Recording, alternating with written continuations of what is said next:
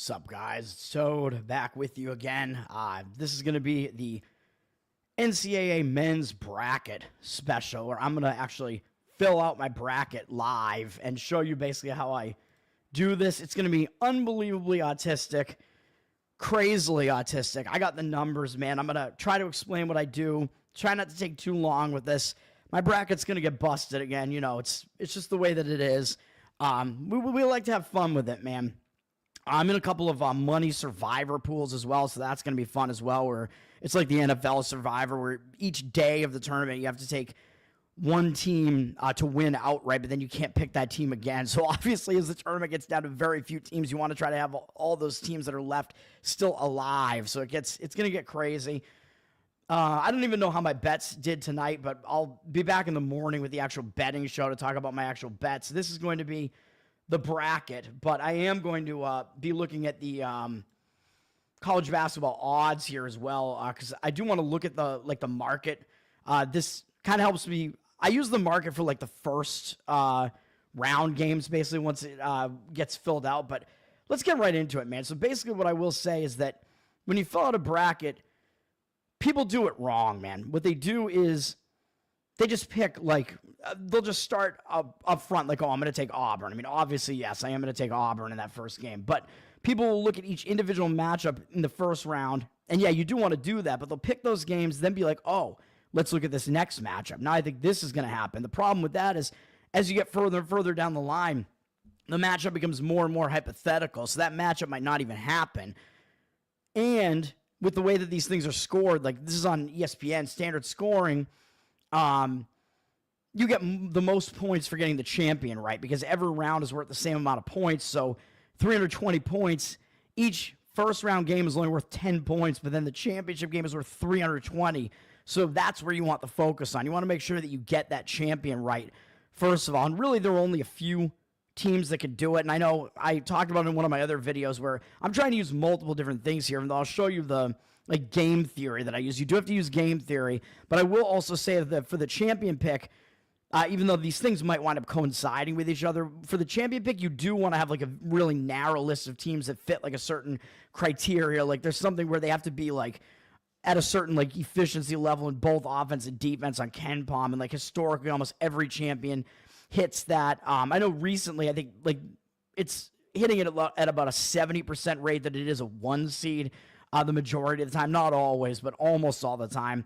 And it seems like UConn is really the only team that kind of breaks the rules here, like when they won as a 4 seed, even though that year I think that actually they were better than that. But I think maybe it was 2014 and 2011, I think they actually broke the rules more so, like they were a 7 seed one of those years. But other than that, stuff like that doesn't happen. So you want like the KenPom efficiency numbers. You want the offensive efficiency to be basically like top 25, I think, in defensive efficiency to be top like 35, more or less. It's not totally strict about that. But then there are also some historical trends, like teams that were not ranked in the preseason don't really become champions. The only team to ever do it was UConn, I believe, a couple of years ago, that 4 seed UConn. I think they were not ranked in the preseason. Again, UConn are the rule breakers, and I don't think they're going to win it all this year. That was the one real outlier there. Other than that, every champion has been ranked in the preseason polls, and all of them except for those other outlier UConn teams that I mentioned, I think, and maybe one other team, all the rest of them have been top 10 in the preseason polls. So you can start eliminating teams. So what that means is you can eliminate Michigan State and St. John's from champion contention because they were unranked preseason, so the history is way against them, even though I know they've both been playing really well. I'm not saying you should knock them out of your bracket immediately, but I'm saying that I don't think that they are strong champion picks. And then I would say Florida, there's a historical trend against them, even though they meet all these other criteria. Florida, very, very good team, very good statistically, analytically. One thing that they don't meet is the criteria, the preseason ranking criteria. They were ranked 21st, so the odds are kind of against them in that respect, although it has happened before. But Florida does have, they're kind of new to this. Like, they're kind of rising back up, and they haven't been like a total like power player like this, and who knows how long. Like last year, they were pretty good, and I know Hangloten got hurt. The team still played in the tournament. They lost the game. I actually bet against them with Colorado, and Colorado coming out of that play-in. But I would say you can eliminate Florida from the list too. So, I mean, we'll look at the percentages that I have up here, and we'll talk about that. But give me a second here. We'll get some comments here. Nate, what's up, man? Yeah, gay skitball. Blowing a 13-point lead. Are you pissed off at Texas? I didn't have any money on that. I don't even really care about the result, really. It's just a matter of, okay, Xavier. You know Xavier is going to play Illinois now, so that's a matchup that I haven't really looked at yet. Does Xavier upset Illinois? I'm going to go with no, but I haven't looked at the market yet. I like North Carolina more than I like Xavier in their first game. Got to look at the market read, though, for that. Creighton's year was 2 years ago. I had Creighton to the Final Four in my bracket 2 years ago, and they made the Elite Eight, and they lost by 1 point to San Diego State. So that was Creighton's year, man. They're not as good this year. I mean, they have Cockbrenner still, but they have a brutal first couple. I think I'm going to knock them out immediately, but I also don't think they're going to get by Auburn either. So not their year. They don't have Shireman anymore, who's on my Boston Celtics and just had some rookie record of like 20 points in a 20-minute game or something like that. Playing 20 minutes in a game, first rookie to do that, something like that. Creighton beating Louisville, I mean, it is a toss-up game. I don't hate that, but I probably am going to take Louisville. You bet? What do you bet? The Big East. The Big East is not great this year. Let's just put it that way. First basketball game you watched was the Xavier win. First all year. That was a crazy comeback. I was doing Tower Gang, so I didn't have it on, but enjoy the flight back to Austin. SEC stick to football. The SEC, I mean, they're having a very good year in basketball here, and I will tell you what I think about that in a second once we get into the bracket, because obviously a lot of the top teams here are the SEC, and I think some of these teams meet the criteria. Like, really, though, I think you want to kind of narrow. I would say that your champion list, honestly, should be all the way down to Auburn, Duke, and Houston. I don't really think any of the other teams are going to do it, in my opinion. I think those are the top contenders. I would be kind of surprised if it's not one of those teams. Those are the teams that got to meet all this criteria. And the other thing is you don't want a team that plays really, really fast. Duke and Houston play really, really slow. Houston maybe still have some offensive questions. Auburn does play a little bit fast for my liking, but they're not like, in KenPom, I don't think they're like in the top 100. I think they're probably around 110, 115. So I think they still meet the criteria to be a champion. Now, as I was about to say, what you want to do is you want to start filling this thing out backwards, man. You want to pick your champion first, and you want to use game theory. And now what I've done here is I've done something crazy here, man. I do something similar to this every year.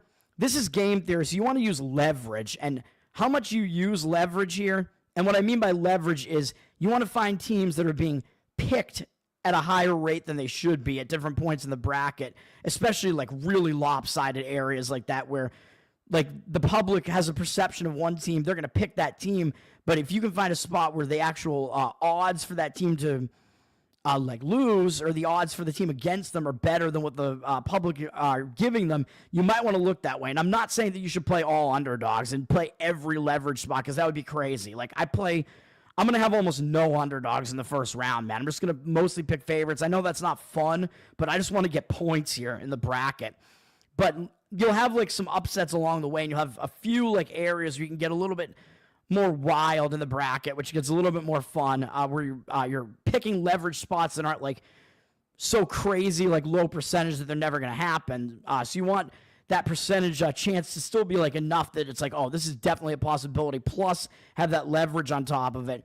And the way that you do this is you can find the public pick percentages online, and it's stupid ESPN. They used to give you the percentages for every single round, or the who picked whom. You could see literally the percentage picked every team every round. They took that away from us. So what I did is I went to Yahoo, and maybe there are fewer users on Yahoo, but I still think it's enough of a gauge where you can like kind of gauge the public perception throughout the tournament. Yahoo still gives you all of those numbers. You can actually use a Pool Genius, which I think they got bought out by Team Rankings or something like that. You can pay for it. I think I actually do have a subscription to it. It's not like a huge price per year if you just get their like they do like betting picks, but I don't pay for that. I think if I do still pay for it, it's just the lower picks where it's basically like you'll get like bracket picks, like Survivor League picks. You get like pick'em picks for NFL, stuff like that. And it's a pretty low price. I think it's probably like under 100. I think it might be under $100 a year. I don't know. I forget exactly what it is. Something like that. But I do think I am still subscribed to that. So maybe I'll check that out. There's a chance that my bracket doesn't actually stay the same as what it is here, but I think it is going to be at least really close to it. And of course, I'll be pissed if I change something and change it to my own detriment. But you can look at Yahoo to find the numbers, and ESPN does still have the numbers for the champion round. So what I've done here is I've gone crazy, dude. So this is going to be hard to read. This is autistic. I know it's a spreadsheet. Now, what I've done here is every round, this is the championship round. This pick percentage is the percentage of people that are picking that team. That's Duke, I know for a fact, but I could go scroll over and look. Duke is being picked 25% of the time. And then down the line, this is Florida, 21.1. I think the numbers have changed a little bit on ESPN, but they're almost the same.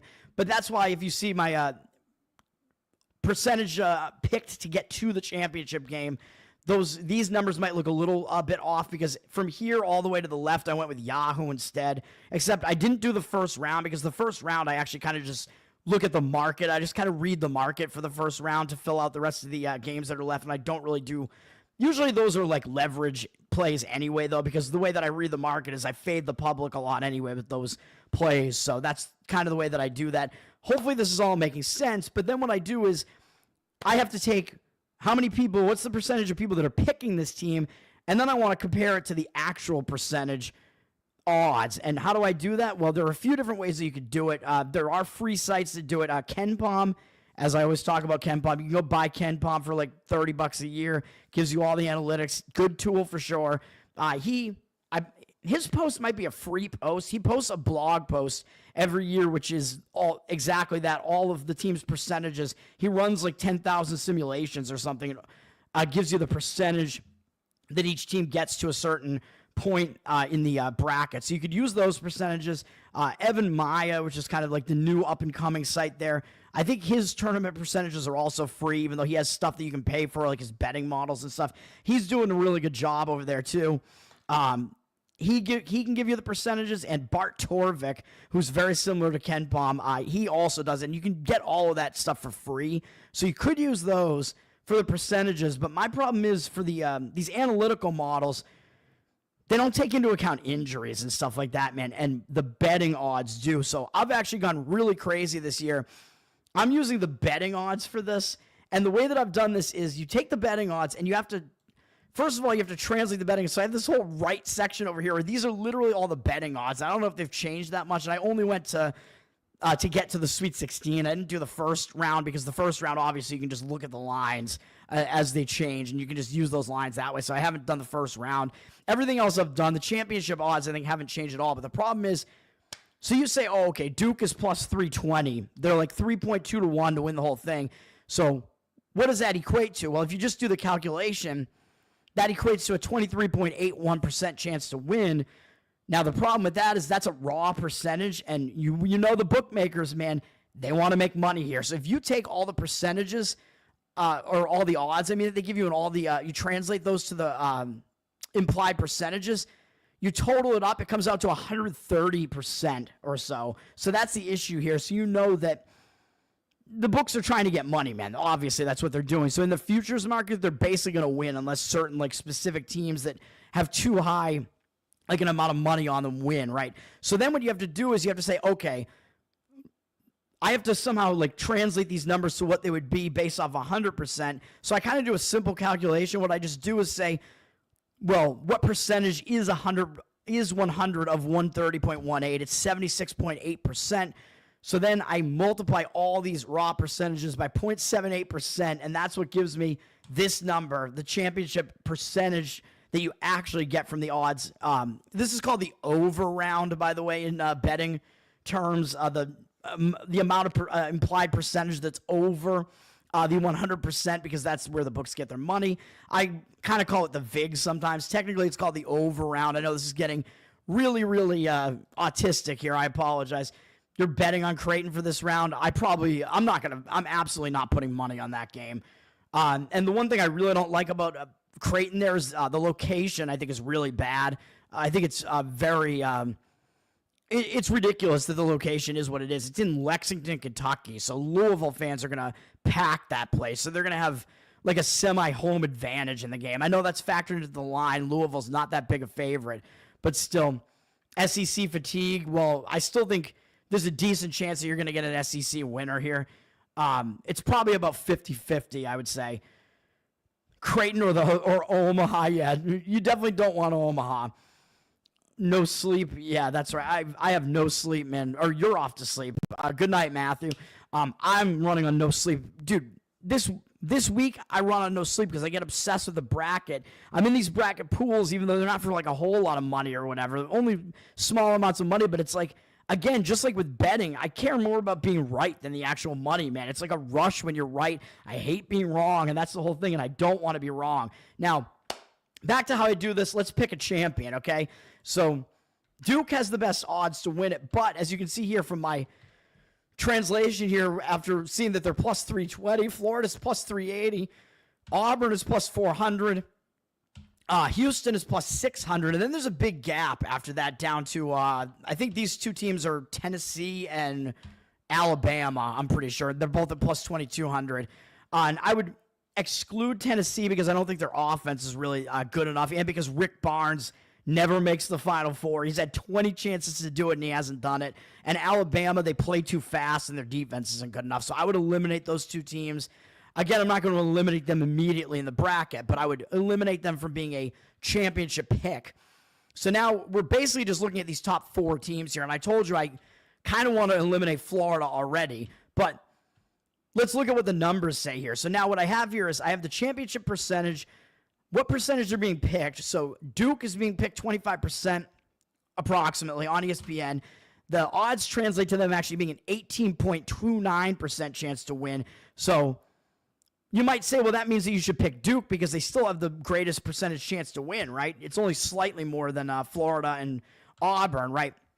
And Houston, I guess, too, where there's a big drop-off after Houston. Definitely a top-heavy, more top-heavy than I thought as I watched the season progress, but these top teams are, there's definitely a gap after these top 4 teams, man.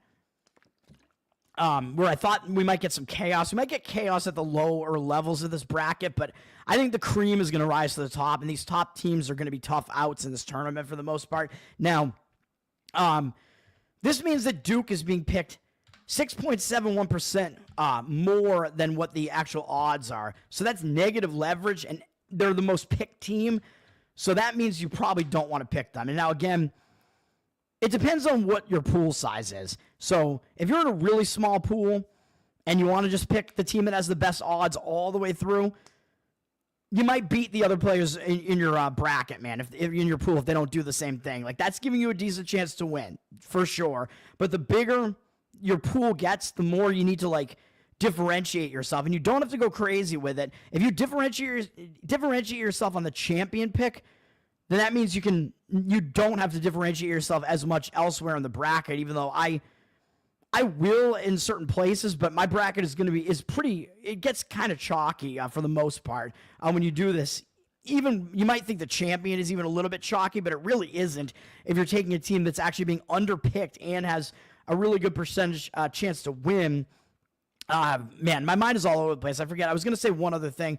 Now, I do also have this leverage plus column where all I did was multiply the leverage by the actual percentage chance, which I just wanted to kind of skew it a little bit just to see, well, yeah, you could have like this big leverage. You could be, you could have like 5% of leverage, but if that team is still only, 6% to win, but everybody's picking, but 1% of pickers are picking them, do you really want to pick a team that has a 6% chance to win when there are probably teams with a better percentage that still have positive leverage? No, you don't. Even if the 5% leverage is technically the most, if it's a team that only has a 6% chance to win, you'd rather take a team that has a 30% chance to win that only is getting 3% leverage. You know what I mean? If that makes sense. Hopefully that all makes sense. Now, the other thing I was going to say is back to, well, why wouldn't you just pick Duke? Yeah, I mean, in smaller pools, you can go do it. I mean, they have the highest percentage to do it.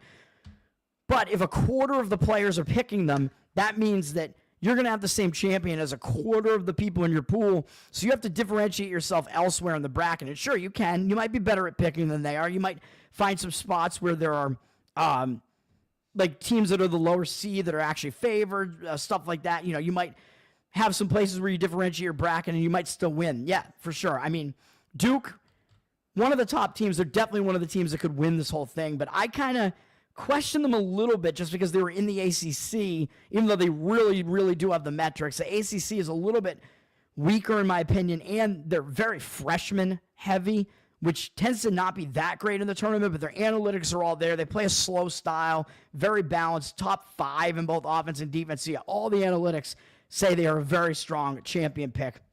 But they also have a coach that doesn't have that much experience yet. I know this is going to be, his 3rd, 4th tournament, so that's not that bad, but still, you got a bunch of freshman players there, and because Duke is being picked the most, I'm going to fade that sentiment, especially this year, because we're saying that based on the odds, Duke only has an 18.29% chance to win this whole thing.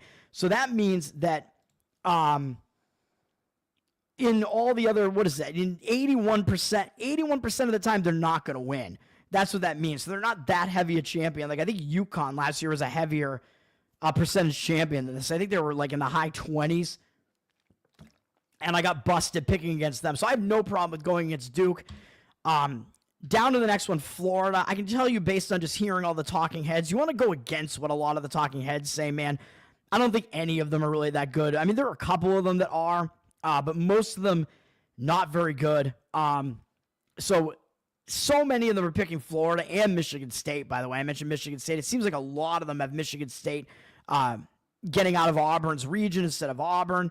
Maybe they're down on Auburn because Auburn lost 3 of their last 4 games. And yeah, I know no team actually has ever won the championship after losing 3 of their last 4 games, but Auburn is so good that I think that little piece of history, I think, can be ignored because Auburn, I mean, they just meet all the other criteria. And the fact that they didn't have good games down the stretch and all their losses down the stretch were against really, really good teams in the SEC, and they didn't need to win the SEC championship. And I think the fact that they dropped out a little bit earlier gives them some extra rest, and I think they're going to be angry and focused coming into this tournament. And Auburn got bounced in the first round last year, and a lot of those guys are back, man. So they remember losing to Yale, so I don't think they're going to let that happen again either. So yeah, am I saying I want to take Auburn here? Well, let's look at Florida's numbers here. They have a 16% chance to win, and they're being picked at 21.1%, negative 5% leverage, so I don't want to play them. Now we get Auburn. They're only being picked at 11%, and they have a 15.36% chance to win the whole thing. Their odds are not that much lower. Even if you just kind of eyeball it with the books, plus 320, plus 380, plus 400, there's not much of a difference there. So Auburn looks like a pretty solid play here, and they're 4% leverage that you gain by picking them, and there's still a 15.36% chance to win based on the betting odds, which is only like less than a 3% drop from Duke. So it looks like we're going to pick Auburn here, man, to win the whole thing. And then this next one is Houston. I mean, Houston's not looking that bad either. It is a 4-point-something% drop down to them at 10.97%, 8.8%. They're being picked at only 8.8%. So you do get plus 2% leverage. But we're going to go with Auburn. Auburn's going to be the pick to win the whole thing here, man. So that's what I'm going to do. So again, we're building it backwards, just like me. I'm going to build the bracket backwards. We're going to go with Auburn all the way. Auburn's the champion. And I don't mind, like I said, they meet like basically all the historical trends except for that fact that they've lost 3 out of the last 4. They meet the analytical criteria. I think they're going to be angry coming into this thing. They have experience. They have an experienced coach. I know he hasn't won the whole thing before, but they've been deep into tournaments before. I know sometimes they tend to lack focus against teams that are inferior to them, but we're going with Auburn. I know I did tweet out that I was kind of looking to Houston because Auburn is like the SEC overall, I think is definitely like a little bit overhyped. But I think these top teams that are in the SEC, Auburn, Florida, Tennessee, Alabama, I mean, these teams are legitimately good. And then it is still a very, very strong conference, man, even though a lot of the other teams are just okay. And I know Texas already lost tonight, but Auburn's legit, man. I mean, they had the most quad 1 wins, one of the like best quad 1 records that we've ever seen historically. And that, like, they did that against some really, really strong competition. So I don't worry about taking Auburn here, and I'm going to do it. Now, working backwards, we want to go to let's look at the round of 2. To get to the round of 2, it looks like Duke is being picked 50.26% of the time. People are putting them, more than half of entries are putting Duke in the championship game, yet the odds are saying they only have a 27.8% chance to actually do it. This is right here. This is Duke at plus 185. And now you look at these odds. This is where it gets pretty interesting, man. Auburn actually has better odds to make the final game than Duke does. I guess because the side of the bracket that Duke is on is, I guess, considered to be a bit more difficult than Auburn's. Auburn is at plus 170. So that doesn't look that bad to me either. The fact that we have Auburn going through this round and into the championship, Auburn has positive leverage in this round too. But again, you're looking at the best leverage spot and then working backwards. You are going to be picking a team that does have like bad leverage early on.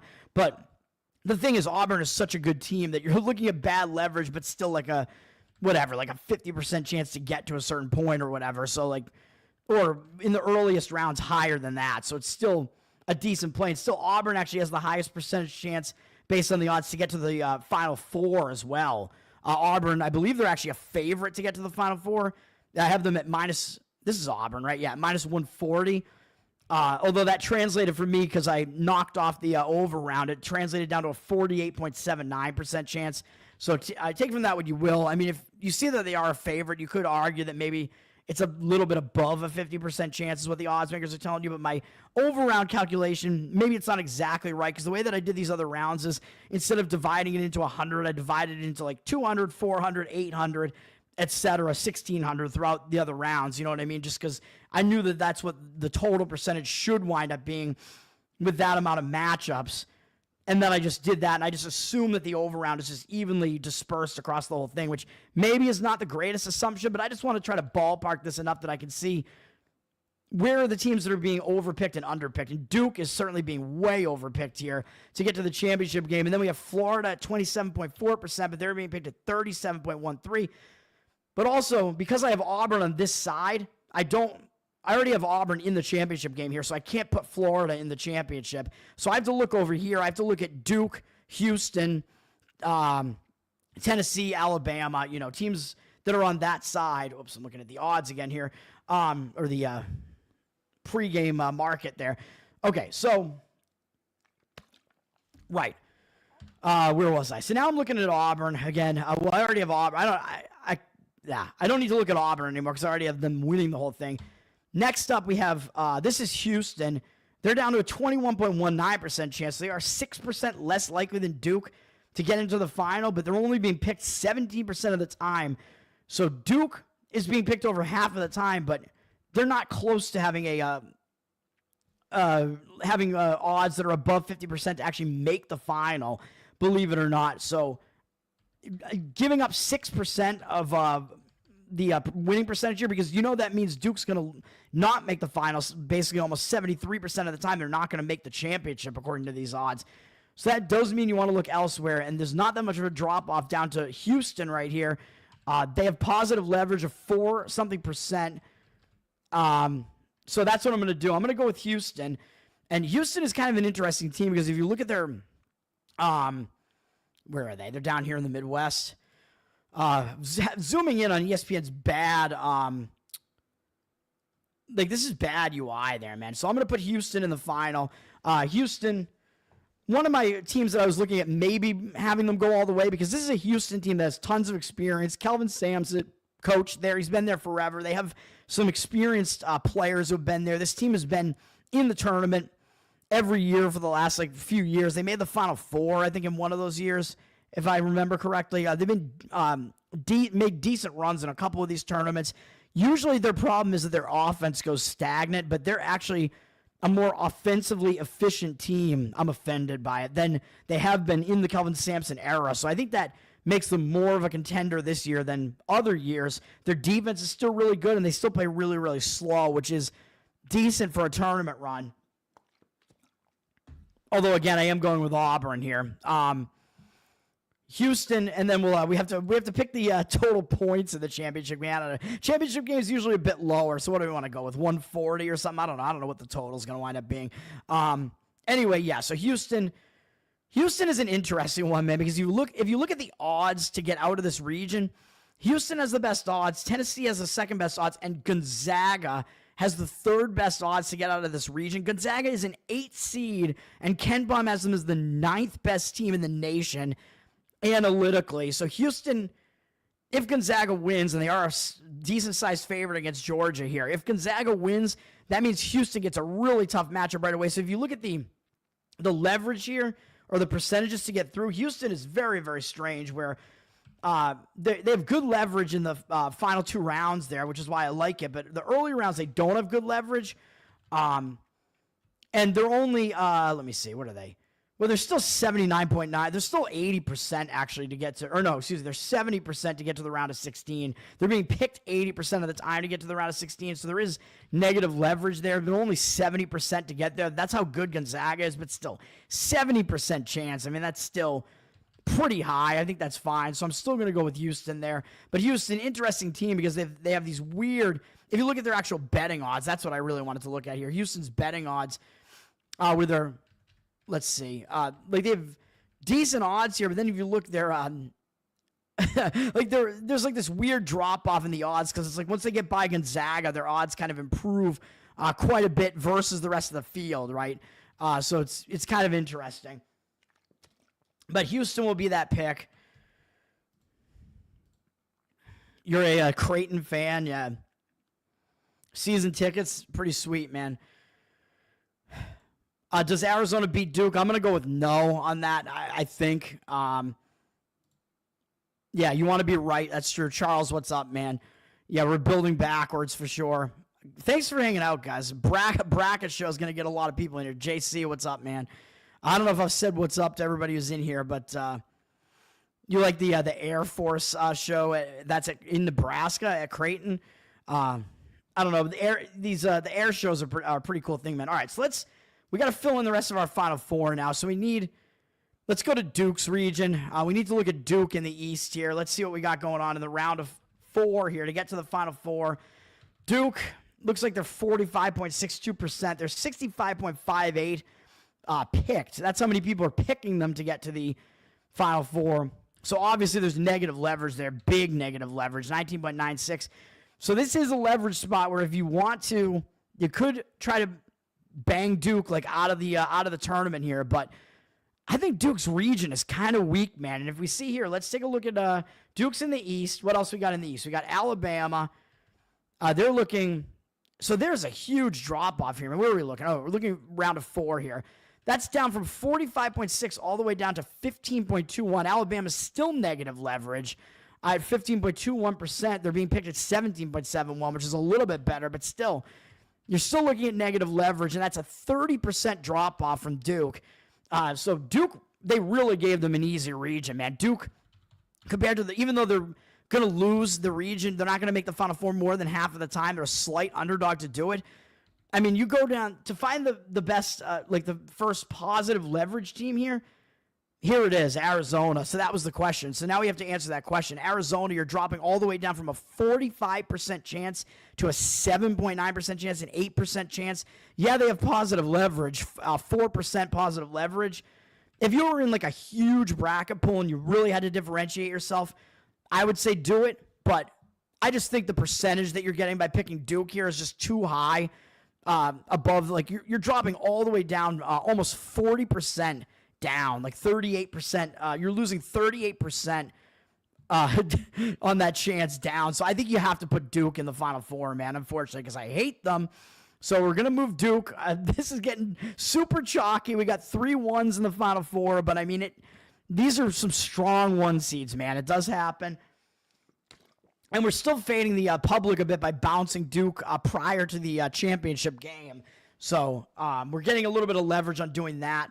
So I just don't like how this sets up at all. I mean, Duke, again, I think their region is actually quite easy. Like, yeah, Arizona might be the best chance in that region to bounce them, but their percentage chance to get out of that region is pretty low, man. And again, these teams have to get through these other matchups too. So you know Duke is almost like a lock to get to like the Sweet 16. And you can see here they're almost 60% to get to the Elite 8 as well. So very high percentage chance there. Now we got to fill in Florida's region here, the other Final Four team. So Florida, what are we looking at with Florida? They actually have a higher percentage chance to get to the Final Four than Duke does. 46.47%, then Auburn actually has the best. 46.47%, but they're being picked 57.52%. So that's not that much higher, but it's still, well, it kind of is. It's still negative 11% leverage. So I don't really want to do Florida there. Well, it depends. It depends on how much of a drop-off there is. So who's next in the West? Well, we're looking at St. John's here. They're 11.95% to get there.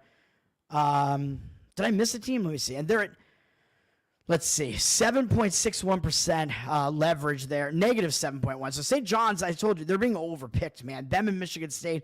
So I don't want to do St. John's. I mean, you still have bad negative leverage there, and you're dropping way down in percentage. And then next up, Texas Tech. We're looking at some pretty high leverage here, man. They actually have better odds to get there than St. John's does. So basically what we're looking at here is I think Texas Tech, if they meet up with St. John's, Texas Tech is actually going to be a favorite. So you could do multiple things here. You could take Texas Tech all the way to the Final Four here.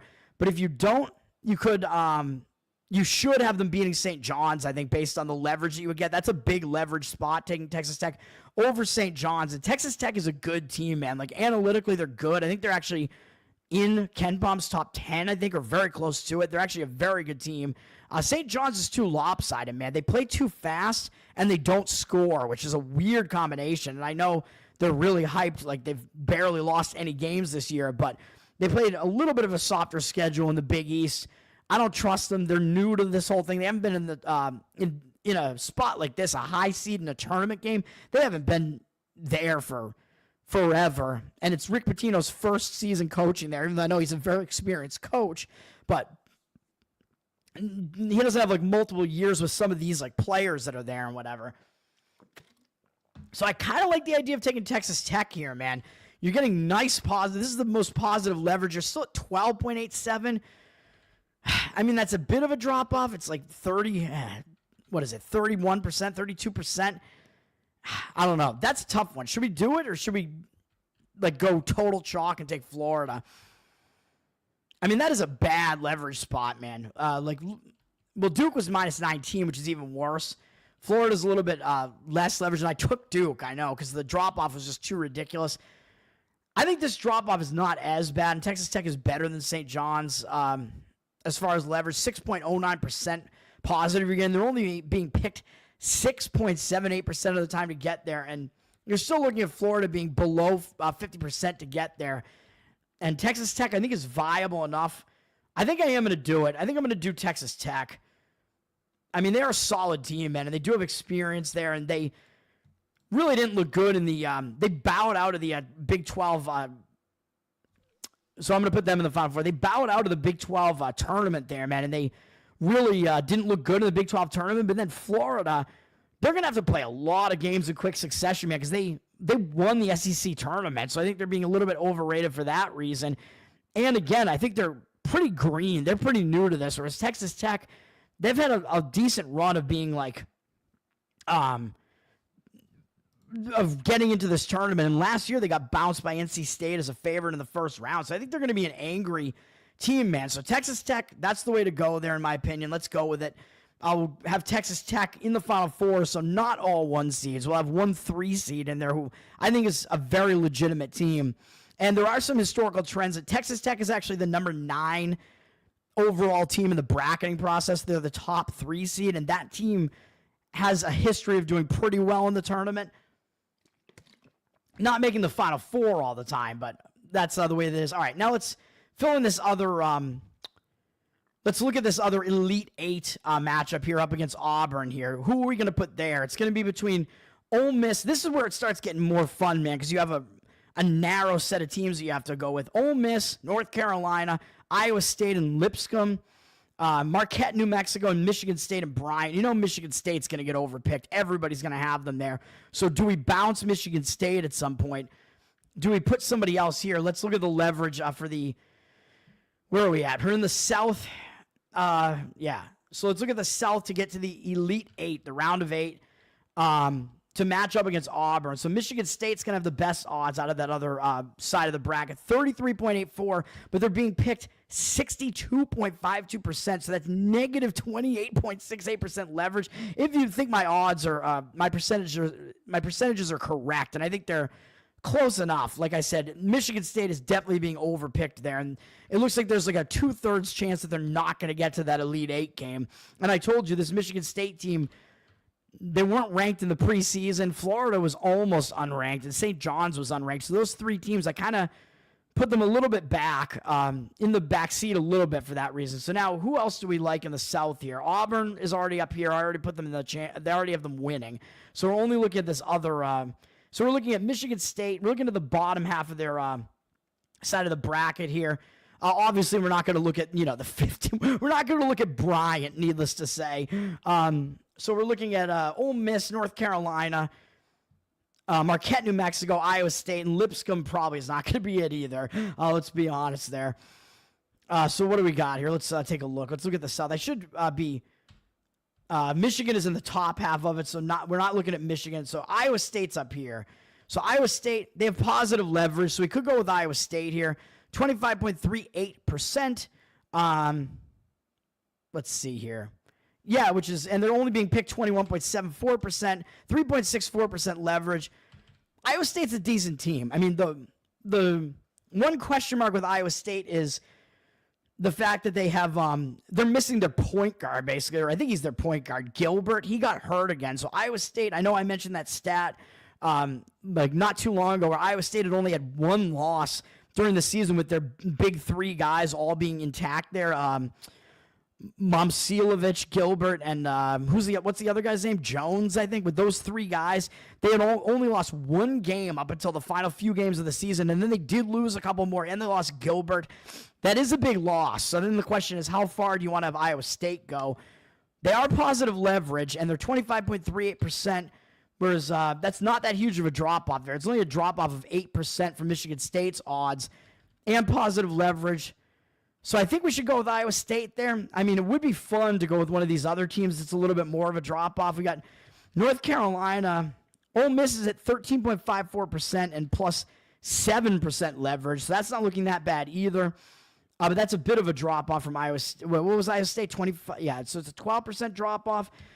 And then North Carolina, I still have it at San Diego State / North Carolina. But I tried to balance the odds out to be halfway between the two. So maybe the odds are a little bit better for North Carolina to get there. They are at plus 6% leverage to get there, but only 8.12% chance to get there. So I think we will go with Iowa State, even though I'm a little bit worried that their point guard is gone. They are being underpicked, man. So we're going to go with Iowa State to fill that spot in the Elite Eight there. Yeah, even though, again, I worry about the point guard. And honestly, I kind of like the idea of having North Carolina going on a run here. But I think it's got to be Iowa State there. Unfortunately, I'm getting a little bit chalky here. But that's what we're going to do there. I could see Iowa State falling a little bit short, but I think they're also being undervalued because they bowed out so quickly in the Big 12 tournament. But they do have experience in the tournament, man, with TJ Otzenberger. I keep forgetting how to pronounce his name. He's a solid coach there, man. So, and he does have tournament experience. So we'll do that. And then let's see. What other spots? Duke. Who's Duke going to play in the Elite Eight here is the next question. This spot here. So we're looking at BYU, VCU, Wisconsin, Montana, St. Mary's, Vandy, Alabama, Robert Morris. So we're looking at all those teams. Alabama's going to have the best odds out of that group to get there, 36.92%, but they're being picked 59.55% of the chance to get there, minus 22% leverage. I'm going to try to go a little bit faster here because you get the deal now. So I probably don't want to put Alabama there. I think we might want to look for better leverage. Arizona's not in that grouping. Wisconsin is. They're negative leverage, though. Man, and that's a 13% drop-off from Alabama. Minus 2.66% leverage. Man, that's tough. Yeah, that's tough. And by the way, if you want to have, North Carolina, because I think they're going to be positive leverage throughout some of this, and there are some trends that say that North Carolina might go on a little bit of a run, and I think there are good reasons that they might beat Ole Miss. If you want to have North Carolina make a run, I mean, 11 seeds do that, and sometimes the play-in team will do that, so you can have at it if you want to do that, by the way. So Wisconsin's negative leverage, so that's not looking great. Now we got BYU. They're positive leverage. They're down at 15.47%, but they're 6.93% leveraged here. So positive leverage on BYU. So it's probably going to be a choice between BYU and Alabama, because otherwise we drop down to St. Mary's. 13.54% though, so that's actually not that much of a drop-off from BYU. And 10.12%, so they could be a tough matchup for Alabama because St. Mary's does play really slow, but St. Mary's has not faced like the gauntlet that Alabama has. I'm thinking about this here. BYU, I mean, they have faced more of a strong schedule, and they got bounced, upset in the early round of the tournament last year. And BYU does have a little bit of an advantage early in the bracket here. I'm trying to not go just solely on numbers here, man. BYU does have a little bit of an advantage just in that they're playing in high elevation here. They're playing in Denver, even though I know some guys like VCU here. I think VCU normally, yeah, I mean, they might be decent. It might be a decent play to pick VCU over BYU, but VCU having to go out into elevation into Denver, even though VCU does slow the game down, I think BYU is going to have the fans there. They're used to playing in elevation. It's a pacing contrast, even though VCU might have the ability to slow them down. I think BYU probably is going to be able to get out of there. So what's the percentage drop off here? BYU, 15.47%, even though St. Mary's is the bigger leverage play. So if you're in a really big bracket, maybe you want to go really crazy and go with St. Mary's. Alabama, 30, what are we looking at? 36.92. I don't like these negative leverage spots, man, but that's a pretty big drop off, isn't it? Man. And what was the drop off that I took with Texas Tech again to get to the Final Four? 12.8 versus. That was a big drop off, man. 46% down to 12.8. Man. Did I want to do that? I don't know. I mean, to get to the Final Four, I think it's a little bit different. Like getting I don't know. You want to play like maybe like go for a little bit higher leverage spots in these higher rounds here. Well, let me see here, because these rounds are worth a little bit less. Do we take just the points that everybody else is going to be getting and go with Alabama here? Because BYU's all the way down, 30-something% less than, which is a pretty big drop off, I think, in this round, because a lot of the teams are close. I don't love Alabama being this negatively leveraged, though. That's the trade-off there, man. I guess we'll still do it. I don't love it, though. We'll go with Alabama there. I mean, my pools are pretty small, so I don't want to go that crazy here with these with this bracket here. Let's see. What do we have next? Last year I went too crazy, so I'm a little bit worried about doing that. But I think Texas Tech being just a little bit, kind of the outlier there. I kind of like that play. I do like Texas Tech there. So we're going with a little bit of the feels there, a little bit there for that. So yeah, let me see. So Florida, yeah, I still don't love giving up 30, whatever that is, 30%, man. But I do like Texas Tech. Okay. They're like a legit team, man. BYU could just get caught in that like cluster in the middle. So let's see here. Let's what else do we want to do? We need the other Elite Eight matchups here. We'll go to Houston's region here. So this is going to be Illinois, Xavier, Kentucky, Troy, UCLA, Utah State, Tennessee. It's probably going to be Tennessee, even though they're going to be negative leverage. 40.61% to get there. Only 59.36% of people are picking them. That's not that high. 18.75% negative leverage there on Tennessee.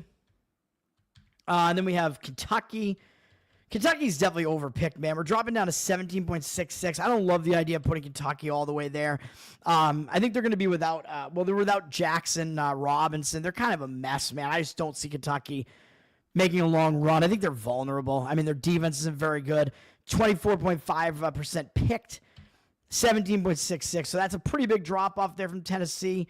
Like whatever that is, 23%. And they're still negative leverage. So what am I talking about? They're negative 6% leverage.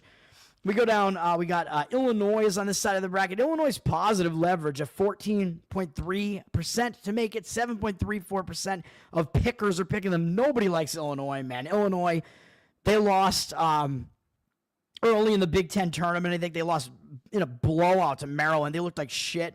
So, I mean, this is probably a bigger pool pick. If you're in a bigger pool and you want to have Illinois going to like the Elite Eight here, you could do it. I mean, they do have experience with Brad Underwood there, but their players aren't really as experienced playing with each other. Some of these guys, a lot of the guys they had last year in that run to the Elite Eight are gone. Illinois doesn't have as great a track record typically in the tournament, and they're one of those teams that kind of just profiles not that great, to be honest, as a fast team. Even though I know Alabama's a fast team as well, but they're like a legit juggernaut. So we're looking at, that's a drop-off of whatever that would be. So I was looking at what? Kentucky. Illinois, by the way, if you're choosing between Illinois and Kentucky, Illinois is only a 3% drop-off, and they have leverage, so I would pick them over Kentucky. And maybe I'll do that to get to the Sweet 16. I won't do it here. I will go with Tennessee, even though I don't love it. That's what I'm going to do. And then in Tennessee, I mean, Rick Barnes never makes the Final Four. They are experienced. So it's a very experienced team. They do play slow. They play defense, which translates decently to the tournament, and they did make the Elite Eight last year. So we'll grab the points there, and we'll go with Tennessee there to get there. Something crazy always happens, man. So I don't hate giving up the percentage to put Texas Tech just to vary it a little bit. And I do think that Florida may be the team that I kind of want to bounce before the other three Final Four teams. So that's what we're doing there. Again, you're going a little bit with vibes there. And then, all right, who's Texas Tech going to play? Well, I'm pretty sure it's going to be Florida. We'll put Florida in the Elite Eight because I was considering just having them go to the Final Four. They're a 57.34% chance to get to the Elite Eight. So, I mean, they're a favorite to get there. So let's not do anything that stupid for, pools that aren't that big. We'll have Florida go to the Elite Eight. And pretty much everybody's going to, but we'll bounce them before that because too many people are picking them. So that's what we'll do there. And then we'll do, let's see. Now we get the Sweet 16, man, and now is where it gets more fun. We'll go back to the South region here. And who's Auburn going to play in the Sweet 16 out of Louisville? Or no, not Louisville and Creighton because they were going to lose to Auburn. Michigan, UC San Diego. Oh, this is one of those 4 or 5 bubbles here. A&M and Yale. Oh, boy. It's probably going to be an A&M just because they're the bigger favorite here against Yale. Let's see what we got going on here. Even though I don't like the fact that A&M can't score, they are a physical defensive team, and I think they probably be able to beat Yale. Yale really, and then this is where I kind of start looking at the odds as well. So A&M is up to an 8-point favorite, and it looks like Yale is public. So choosing Texas A&M to be the Sweet 16 representative out of here looks fine to me because you see Michigan. The line is moving down on Michigan towards what I think is a very trendy UC San Diego team, man. I've been saying I don't know if I love that one, but I think that game is way more of a toss-up than A&M is. And I think if A&M is matched up against either one of these teams, they'll still be a slight favorite. What does the leverage say for Texas A&M here? Let's look. I was just on them. They actually have positive leverage, I think, to get to the Sweet 16. Oh, no, we're looking here, right? Yeah, positive leverage, 40.9% to get to the Sweet 16. So that's pretty good. Michigan's down at 31%. So A&M out of this grouping has the highest percentage and their positive leverage. So that's what we'll do. We'll put A&M in the Sweet 16. And part of it is because they have an easier matchup against Yale, and I think they should win that. So we'll do that. Other Sweet 16 matchup here is going to be Michigan State, not Bryant, Marquette or New Mexico. Michigan State, they're 57.84% to get to the Sweet 16, even though I know if they match up against Marquette, that's going to be a rematch of a couple of years ago, a flip-flop, because Michigan State actually was they were a 7 seed, and they took out number 2 Marquette, and I had that right in my bracket a couple of years ago in that crazy region that FAU came out of. I had Tennessee in my Final Four coming out of that region that year. That was a chaos region, man. Like, this year it looks so much more top-heavy that I don't think we're going to do that. So we will have Michigan State meet up against Iowa State. I don't love either of these teams really, though, man. So, again, if you honestly, if you want to have North Carolina going all the way to the Elite Eight, have at it. I do think Iowa State would still be the favorite over them, but I mean, I don't think I would hate that necessarily. Let's look at Duke's region. Who's Duke going to play between Oregon, Liberty, Arizona, and Akron? It's probably going to be Arizona, man. I mean, let's look at the odds here. Arizona's up to a 15-point favorite with the cash coming in on them against Akron. I know Akron has been in the tournament, I think, 3 of the last 4 years, but last year was the year that they kind of returned all those starters. This year, I don't think they actually did. So we're looking at a good Akron team, but I think they're going to struggle against an Arizona team. It's a pretty legit team. Oregon playing, I believe, in Seattle. Yeah, this is all in Seattle. So actually, these West Coast teams or Western teams are going to have an advantage in these games. And the money's coming in Oregon, too, up from 5.5 to 7, 64% of the cash on them. But Arizona's a huge favorite. You know they're going to have the better percentage chance to get there. Yeah, they're 57.84% to get to the Sweet 16.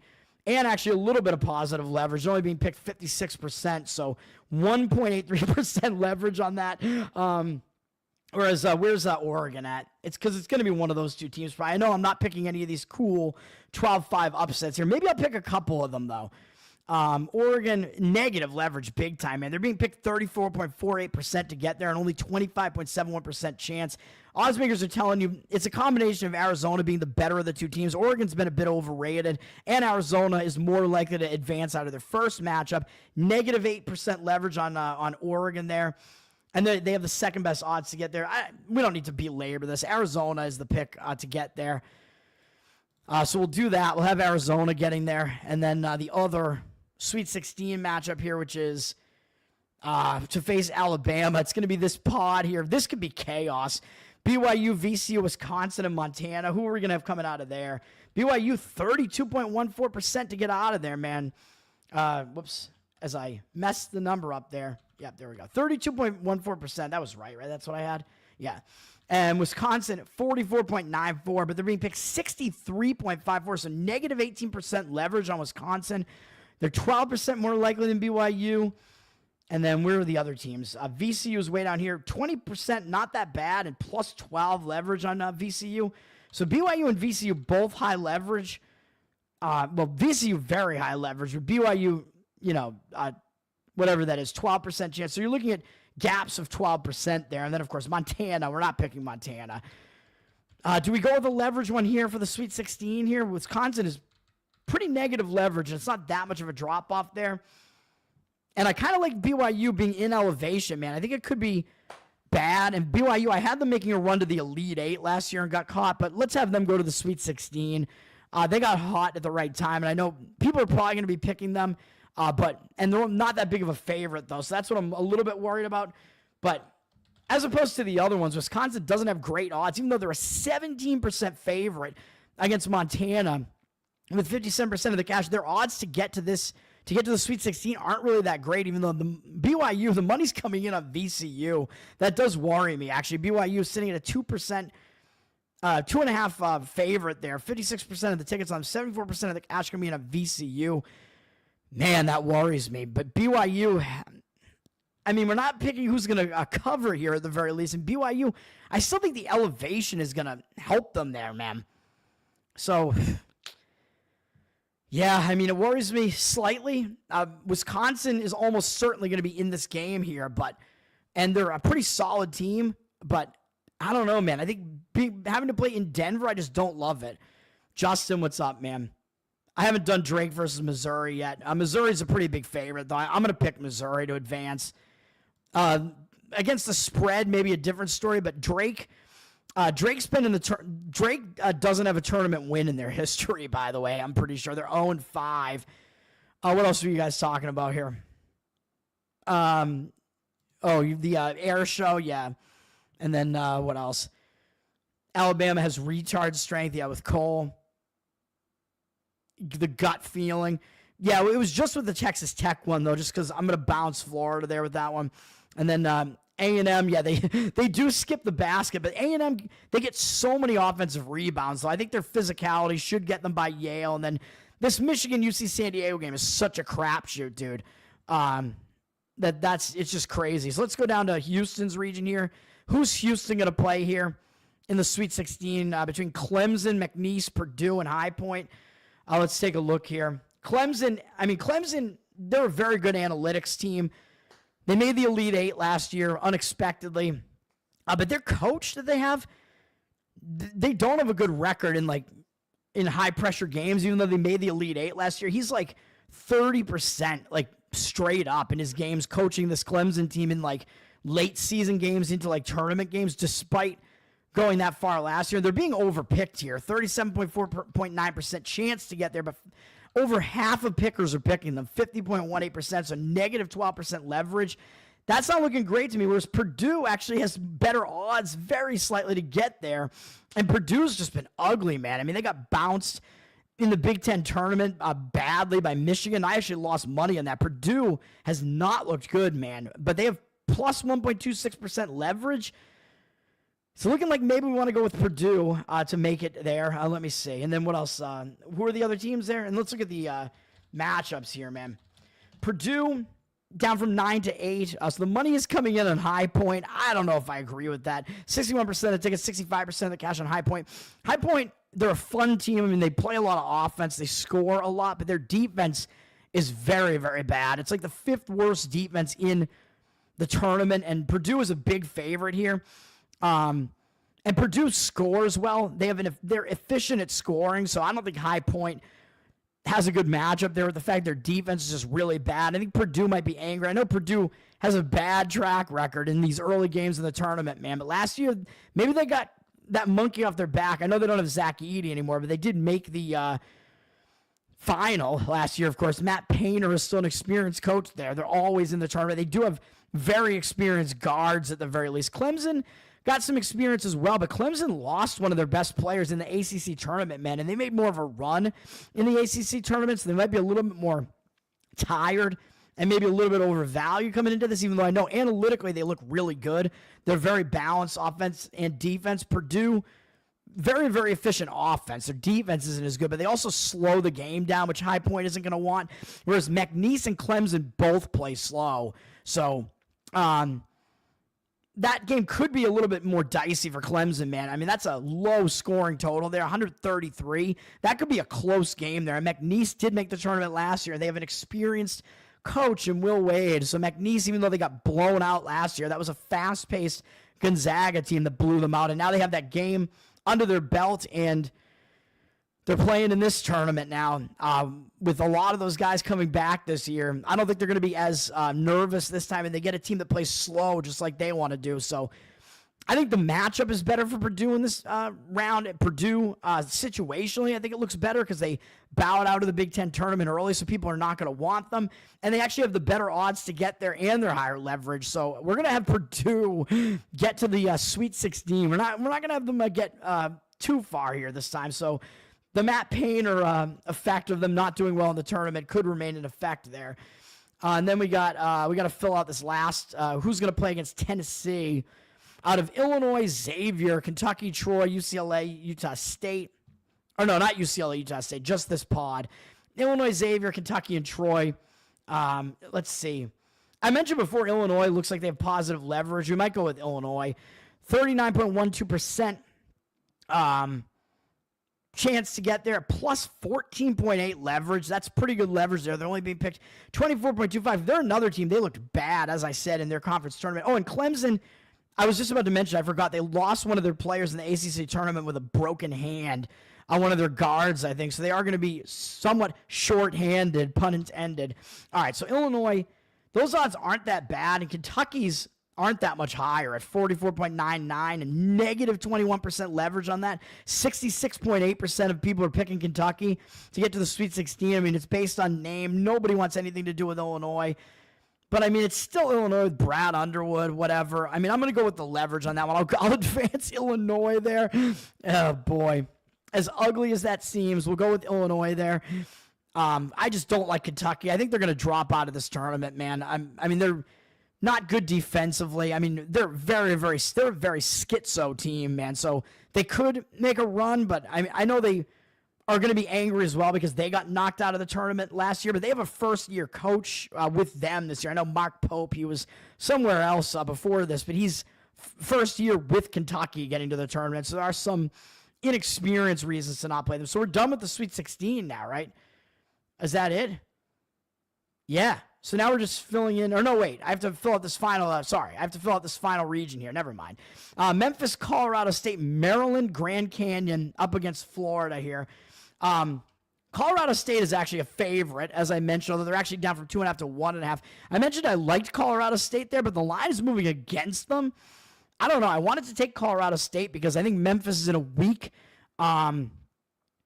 well, we'll talk about it I'll talk about when I get to that game. How about that? But that's a small spread there, whereas Maryland, I do like Grand Canyon actually to cover this number, which maybe I'll talk about that now because I think I'm going to pick Maryland to go to the Sweet 16 here because they are still an 11-point favorite, 11.5 down to 10.5. I don't really expect them to lose outright. They could. Grand Canyon has a lot of experience, man, and they're playing in Seattle, so it's a Western game, so that's a little bit of an advantage for Grand Canyon. Grand Canyon playing with a lot of experience, and one of their best guards had like academic eligibility issues, so he missed almost like an entire month of the season, and he's back, and they're starting to turn it on again. So I think Grand Canyon is a little bit underrated. I might bet them in this game, but as far as this bracket, I mean, I just don't think I can't go with this crapshoot winner here, so I think I'm going to go with Maryland, and I think you're going to see Maryland probably has good odds to get there. Yeah, I mean, 57.84%. They're actually being picked slightly less than that for less than 1% positive leverage. So it is still positive leverage and above 50%. So we're going with all the 4 seeds, man, to get to the Sweet 16, I think, unfortunately. But that's just the way this bracket worked out. I don't think the 5 seeds are as good. Clemson is the best 5 seed. So if you wanted to have Clemson beat Purdue there, I don't know. I don't hate that. You could go do that, but this is what I'm doing. And then who's playing Texas Tech is the other thing we have to answer here. Kansas, Arkansas, St. John's, and Omaha. We'll probably have St. John's at least get to that point. I mean, I'm not going to bounce them before that. They're very negative leverage, though. Negative 15.3, 71.6% of pickers are picking them, and they only have a 56.65% chance to reach the round of the Sweet 16 round. So one of these 2 seeds is probably going to get bounced, and I do love getting those right. But as long as you're not like those teams that get bounced, as long as you don't have them going that far in the bracket, that's fine. It's just not as cool to be like, I was right, man. Like when I had Marquette over Michigan State a couple years ago. I've done it a few times with 2 seeds in the past. I don't think this is the spot to do it, though. Kansas, I think, would be the other team you'd want to look at potentially to get there. Kansas, I know they've been ass this year. Everybody's blasting Kansas. Like, what's happened to Kansas? They have their lowest seed ever in the tournament. 29.03% isn't that bad, and they're actually plus 9% leverage to get to the Sweet 16. So if you wanted to do that, you could. I mean, it's given up a lot of percentage on that. I'll have St. John's get there, but Kansas, I mean, it's Bill Self. I mean, they have the experience. They were injured last year in the tournament, so they lost in the second round last year with a very injury-plagued team last year for them. But they haven't really coalesced, but they do have talent, and sometimes that talent does show up in the tournament. But Kansas didn't really show up that well in the Big 12 tournament, so maybe they won't. I will have St. John's get to the Sweet 16. We won't have them going further than that. And now that's it. Now we just pick the first round games, and that's going to do it. Michigan, UC San Diego. This is a tough game to pick, man. And this is a spot where you could look at, let me see. Do we have the, there used to be like a thing, let me see if we still have this up. Let me see. There used to be a, ESPN used to have a, I forget what the name of the page was. It was the, they don't give you the who picked whom anymore, but it was like the public bracket or something. Let me see. Well, in the public, I mean, you can kind of look at the odds and the like market percentages will tell you who's public. But let me see here. Men's Tournament Challenge. Let's see. Oh, I'm not in the right window, but hang on. Let me, I'm going to, I'm just trying to look at the, the People's Bracket. This is what it's called. Actually, let me get it into the other window here. Sorry, I was in the wrong window. Too much going on here, man. Let's bring it into this window here. Can I bring it in? Did I do it? I don't know if I did it. No, it looks like I did not do it. Oh, come on, man. Very annoying. Anyway, the People's Bracket does have Michigan being picked 75% of the time and actually going to the Sweet 16 53% of the time. So I do like that A&M pick there. This game, I mean, it's a toss-up, but a lot of people are picking Michigan there, and they're being overpicked for sure based on what the odds are. I don't have the percentages there as far as the pick percentage, but, I mean, Memphis, Michigan, very small favorite. The problem is, I mean, this isn't Denver, so it's not a great spot for Michigan. UC San Diego seemed like they were a real hype train, though, but the money is coming in on them. The numbers going lower on them. Maybe you do it, have a little bit of fun. Maybe you pick UC San Diego there. Yeah, I mean, I guess we might be able to gain on some people by doing that. Michigan, they're pretty good, though, man. But they did make a run all the way to they won the Big Ten championship, right? Didn't they? So they might be a little bit tired and overvalued for that reason. I know UC San Diego won their conference tournament, too, but they didn't have to do like 3 games in a row. Or did they? I think they only did 2 games, so maybe a little bit less tired for that reason. A lot of times these teams that go all out and win their conference tournament, that might be the reason why there's money coming in on UC San Diego, because other than that, I would kind of like Michigan slightly, because Michigan, they have a lot of close wins, man, which, yeah, it means they're overrated for sure. Michigan, it means that they're going to be high in Ken Baum's luck index because they have so many close wins. That's not a great thing, but on the other hand, I mean, so that does mean they're battle tested, and it is against better competition, but on the other hand, again, they could be coming into this game, you know, a little bit tired after that run in the Big Ten tournament and a little bit overvalued because of it. UC San Diego is not that much worse than Michigan.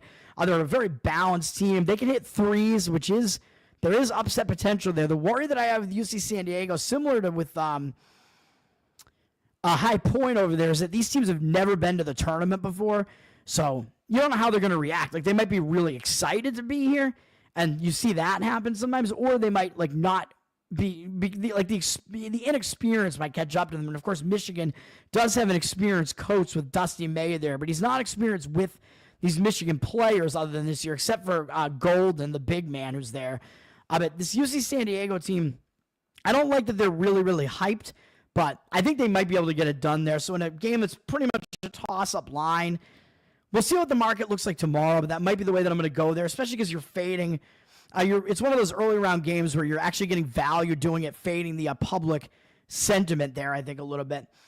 And then, we had to pick Louisville and Creighton. That was one that you guys asked about.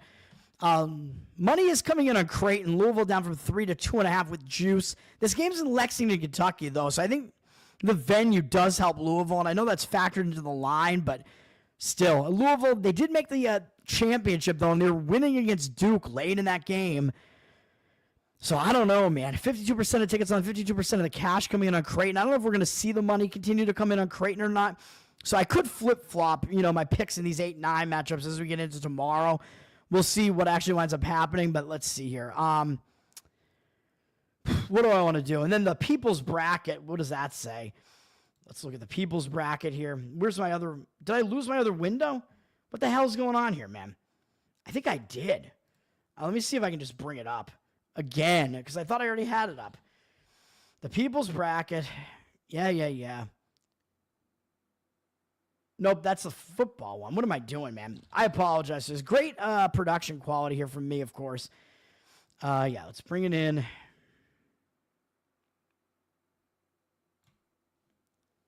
Did I do it? I still don't think I did it. Man. All right, whatever. Anyway, and there's a perfect bracket tracker too, so that's interesting. Anyway, as far as the People's Bracket, I can't get it into the I can't get it into the new window here, but we'll just I'll just tell you what the odds are from over here. I don't want to bring up a new tab because I don't want my information, like my actual name is in here. I know some people know it already, but I just don't want it to be out there. So that is why I'm doing this. Maybe I can move it. Can I move? I can't move. I can't move it from here. That's weird. I can't move it to the other window. Anyway, 54% of people are taking Louisville, so that's about right in line with what the odds are. So there's no real... I don't think you have that much of an edge fading the sentiment there. I'm just going to pick Louisville because I do think they're probably going to win that game. I think they're kind of an underseeded 8 seed, even though they did go toe-to-toe with Duke there. But Creighton, they were in their conference final too, weren't they? Against St. John's, so they're kind of in the same boat there. Louisville's got the home advantage there, and you're not really getting they're still the slight favorite, and you're not really getting any leverage odds picking against them there. So I'll go with Louisville. Ole Miss and North Carolina. This one's I'm pretty sure North Carolina's the favorite here, man. Yeah, they're up from pick'em to 2. 73% of tickets, 78% of the cash coming in on them. We're definitely going to take North Carolina. To beat Ole Miss there, man. And North Carolina's going to have an advantage because they already played in the tournament, and I always say that is a bit of an advantage. One of these playing teams almost always advances to the next round, so we'll go with North Carolina in that one. And they actually get an extra day rest, too, because they won't be playing until Friday. I know Ole Miss is going to be rested coming into this. Obviously, they haven't played yet. But North Carolina, normally that team would be on like a quick turnaround time. They get one more day off to rest a little bit. And Ole Miss does get one more day extra to prepare, I guess. But the odds are telling you North Carolina. I think the situation is decent for it. I mean, I know Chris Beard's a good coach, but this Mississippi team actually has less experience in the tournament than North Carolina does, even though North Carolina's totally schizo. North Carolina, I mean, their coach there, Davis, I mean, they were with some of these same guys. They were in the tournament last year as a 1 seed. So, again, sometimes you see some of these teams that do have the talent, they start turning it on a little bit when it comes to tournament time. So, I might bet it. I like North Carolina. Like I said, in the crazier bracket that I did, I actually had them going to the Elite Eight. So, I don't even hate that, really, to be honest. So, we'll go with that. In the People's Bracket, let's see. What are they being picked at? Ole Miss is being picked more than half of the time, and yet they're North Carolina's a favorite. So, yeah, we have an edge taking North Carolina. They're a leverage edge, so we'll do that. Marquette in New Mexico. Marquette's definitely a favorite. They're up from 3.5 to 4. The money is coming in New Mexico. 54% of the cash, 51% of tickets on Marquette. I feel like I'm going to be talking about all these games on my morning show as well and talking about what I bet. Probably will just take Marquette there because they are the favorite. We know the whole thing about how the Mountain West doesn't do well in the tournament, but Marquette's being picked 63% of the time. So, again, that's kind of right in line with what the odds are telling you. Maybe it's a little bit too high. I mean, there might be slight leverage taking New Mexico, but Marquette, based on the percentage chance, if Marquette's above a 60% chance to win this game or close to it, based on the odds, we'll go with Marquette there. I think they bowed out of that tournament a little bit early in the Big East. I know New Mexico also did in the Mountain West. Both of these teams like to play fast, though, and Marquette's just the better of the two teams.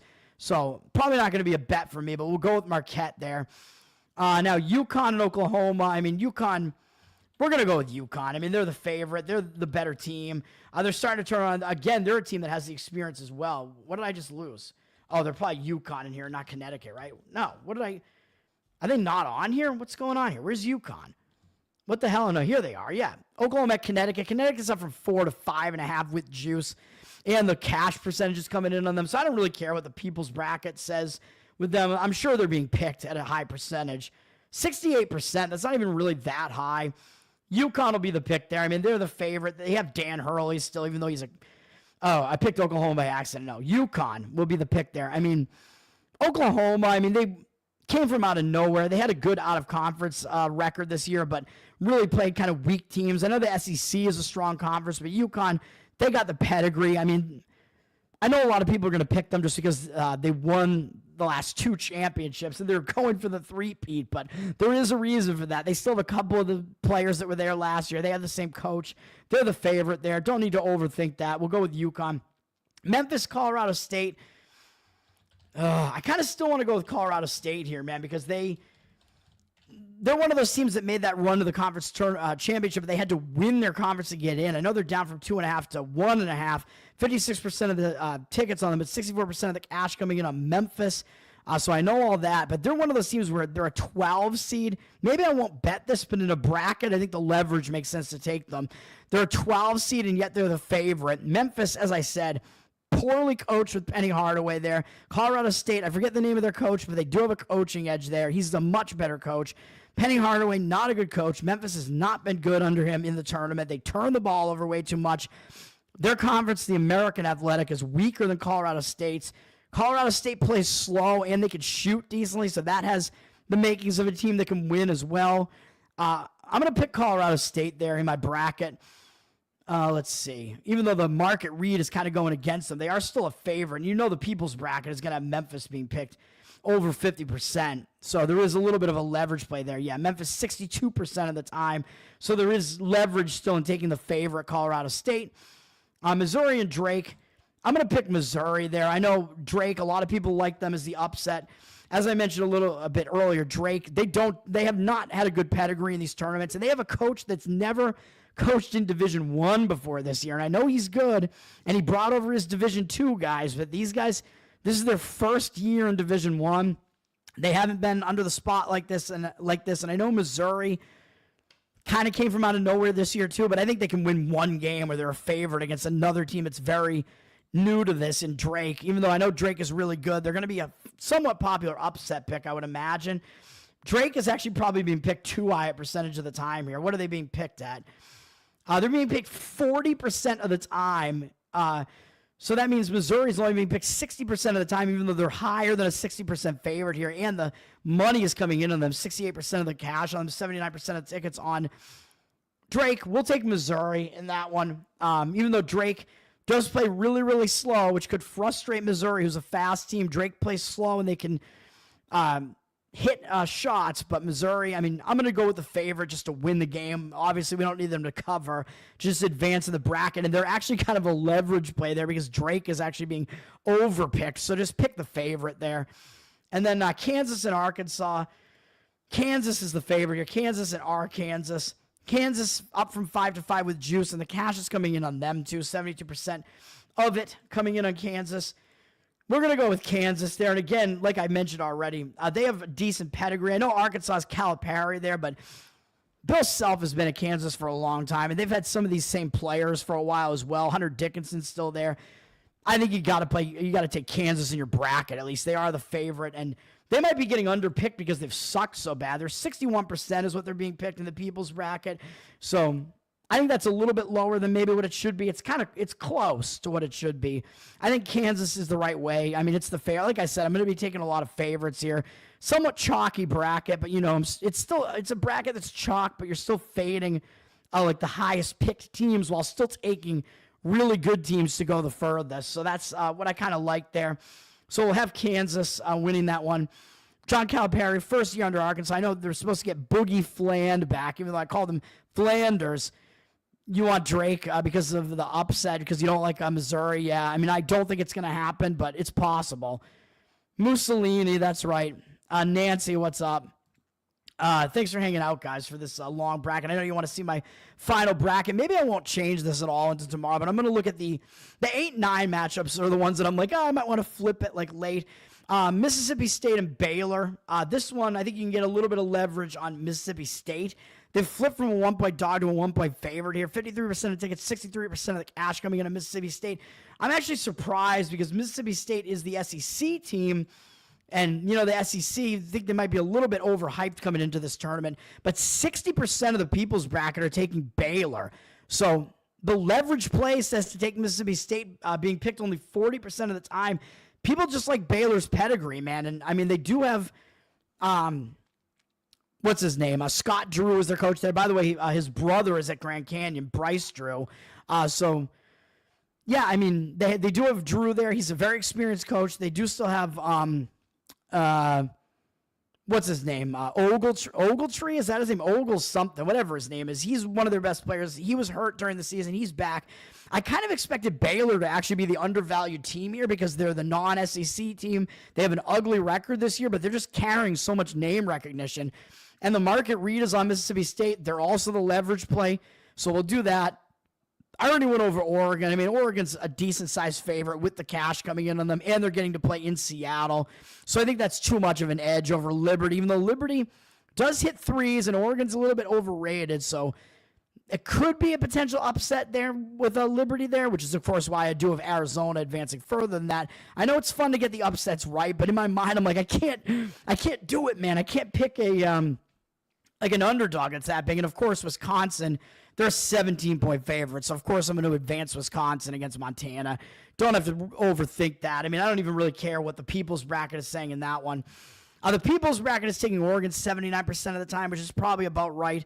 Wisconsin 93%, but even they're just too heavy a favorite, man. You got to just take them there. And then St. Mary's against Vandy here. Let me see.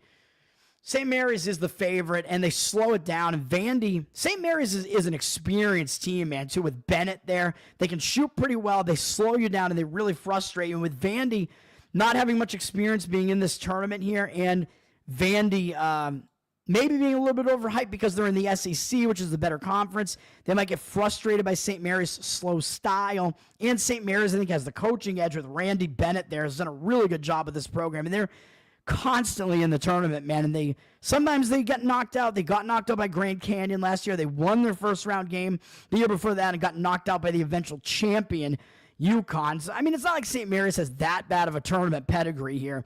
Better than Vandy's, who's kind of new to this thing. So St. Mary's down from 4.5 to 4, but 66% of the cash coming in on them. They are a 4-point favorite here still, which probably translates to about a 60 or so percent favorite. They are being underpicked, actually. They're only being picked 56% of the time. So I actually think you do get leverage. So even though I'm taking a lot of favorites in these first round matchups, I think you are still getting leverage there. So we'll take St. Mary's, and that could be actually a little bit of a dangerous matchup for Alabama, because Alabama does like to play fast. So that's what we got going on there. And then let's see. Down Houston's region here. Anna, what's up?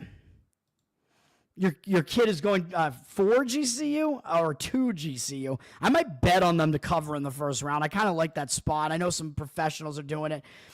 I'll talk more about the betting tomorrow, by the way, in my morning show, which I got to sleep and then do this morning show, man. It's going to get a little bit insane.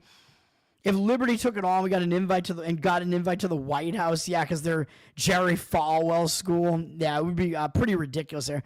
Your family worked and graduated from Grand Canyon. Grand Canyon is a decent, new school. They're like one of the mega churches, though, basically. They're like the righteous gemstones of schools, I think. But I think a pretty, expensive campus there. It seems pretty cool. Justin is a news photographer for women's college basketball. I think women's and men's, right, Justin? Justin, I will say, I try to, sometimes I don't, I'm not able to interpret some of the stuff that you're saying. I'm like, what is he talking about? Because I don't know these Missouri Valley teams. I don't get it, man. Very white basketball style. Yeah, does well in black basketball. Black basketball is more violent, of course.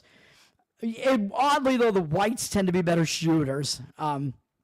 Okay, let's finish this bracket here. One more region, right? Just Houston's region is left, I think, and then we're done. I didn't go around the same way here. I don't think, because I went down and finished Kansas's region there instead, but whatever. Gonzaga and Georgia. Gonzaga, they're a top 10 team in the country, man. I'm going to pick them here. Georgia's new to the tournament, though, and they do have 71% of the cash coming in on them. Only 60% of tickets, so the money looks like it's coming in Georgia. For my sake, it wouldn't be that bad if Georgia wins that game, because Houston probably would have an easier matchup if they're facing Georgia. But Georgia, they're new to the tournament here as well, man. They haven't been in the tournament for a long time. Gonzaga, huge experience, and the analytics. I love them, and they're the big favorite, man. They're a much better team than what the record indicates. They got Mark Few. They got the coaching advantage, in my opinion. They're the better team. They should win at least outright here. 6%. I know they're a little bit hyped, though. So let me see. What does the People's Bracket have? They have Gonzaga winning this game 68% of the time, which is close to about right. Maybe it's a little bit high, but when you get into a range like that, I'm just going to pick the favorite. So that's what I'll do. And then, let's see. A small favorite. And then Purdue and Clemson, obviously I already said. I'm going to take Clemson just because they are the bigger favorite. I don't know what the percentages they're being picked. 82%. So they are being overpicked, actually, at 82% with Clemson there. So Purdue also being picked at 82%, but they're a little bit of a bigger favorite there. So I kind of don't mind having the Purdue advancement there. I will take Kentucky over Troy. Kentucky's a huge favorite. Obviously they're going to be overpicked, though. 92% of pickers are picking them, but they're still such a big favorite over Troy. I'm not going to do it. Would be hilarious, though, if Kentucky loses again in the first round. They're up from 11 to 11.5. Troy, I don't think is the type of shooting team that could do what like Jack Golke did with Oakland last year, though. I think they play slow, which might frustrate Kentucky, though, and take Kentucky out of their style. I don't know. 69% of tickets, 70% of the cash coming in on Kentucky. I don't see Kentucky going very far in this tournament, obviously, but we'll have them going to that spot. And then we got UCLA and Utah State to finish this off. UCLA is the favorite in this one. By 4 points. I think actually 4.5 up to 5.5. 84% of the cash coming in on them. So money coming in on UCLA. I agree with it. I mean, it's in Lexington, Kentucky, which I think is, or sorry, I keep picking the wrong team. UCLA will pick there. It's in Lexington, Kentucky, which I think actually favors UCLA because they did have to go. So I will submit my bracket here as well. There it is. It doesn't say my name there still, so that's good. Yeah. We'll screenshot it as well and post it to Twitter. How about that? Yeah. Let's do it. Download it and we'll get it later. All right. Not a horror. I don't hate this bracket really, so we'll see. But UCLA, because in the Big Ten they were going east a bunch, I think that's going to help them having to go east again for this Lexington, Kentucky game. So I think that actually will help them a little bit. And by the way, in Lexington, Tennessee should have a bit of an edge there to get them at least to this point. And then I forget where the where does the Midwest actually play in the I think they play in Indianapolis. So that's not really that far either. I mean, Illinois, if they get there, actually could have a crowd there. And then New Jersey, Newark is where the east, or no, this is the west, excuse me. This is going to be in San Francisco. So actually Florida might not do as well out west as maybe Texas Tech would be. Texas Tech maybe a little bit more used to going out there. So that might help Texas Tech a little bit as well, having to go out west. So just the locations here going over them. The South here, not really an advantage for either Iowa State or Michigan State there in the South. Could be an advantage for North Carolina because these games are going to be in, where are these games again? I forget. I wish I remembered. I remember the locations. Newark is where the East is going to be. So, I mean, Duke, I mean, their fans travel everywhere, and they should still have an advantage over all these West Coast teams that have to go east to them. Alabama's an Eastern team, but still, I mean, seems like a decent venue for Duke. Probably a decent venue for Auburn here where they're getting to play in. Where the hell is this at again? I don't even know. We can preview the game, though, right? Does it say the location? Show me the location. Where is it? It doesn't show it here, even though you're looking at the whole game. Why doesn't it show? Oh, come on, man. It doesn't even show the location of the game. I hate that. Anyway, it's, I forget, but it's somewhere in the South. So, I mean, we have Auburn getting through there. So, I think that's fine as well. Okay. I mean, I think that's going to do it. And North Carolina would still have to get through Iowa State, although I think that is possible. Like, I don't think they'll be that big of an underdog in that game. But anyway, again, I like this bracket well enough. I think it's not that bad. Yeah, and UCLA, favorite. I don't know how heavily they're being picked. That was the last thing I was going to look at. They're only 67%, so it's about in line with them being the favorites. That's going to do it, man. That's the bracket. Hopefully you guys got something out of that. It's been a long-ass video, an hour and a half. Thanks, Justin. Arizona is in. I have them in the Sweet 16, losing to Duke. You're watching modern basketball. Yeah, I mean, they let the best players travel a lot, in the NBA especially. Thanks for hanging out, guys. That's going to do it. Tower Gang Toad on Twitter. I'll be back tomorrow with my actual bets. I don't even know how my 2 bets did tonight. I hope I won. No idea. Haven't been paying attention. The bracket is big, man. I'm probably not going to change it at this point, although we will see. Thank you. Thanks to everybody. And check out Tower Gang. You too. Have a good night, everybody. Patreon.com/TowerGain. You get to support us. And you get bonus content. We went a little bit crazy in the kind of after part of the show this time tonight. You get that, plus pre-show, plus hang out in a Telegram with us. That's going to do it for now. I'll be back with some actual bets for tomorrow's card, where I think we get a small card. I think it's mostly just the NCAA tournament tomorrow. So we'll see how it goes. Good luck to everybody, and hope we have some decent brackets as well. That's going to do it. Peace.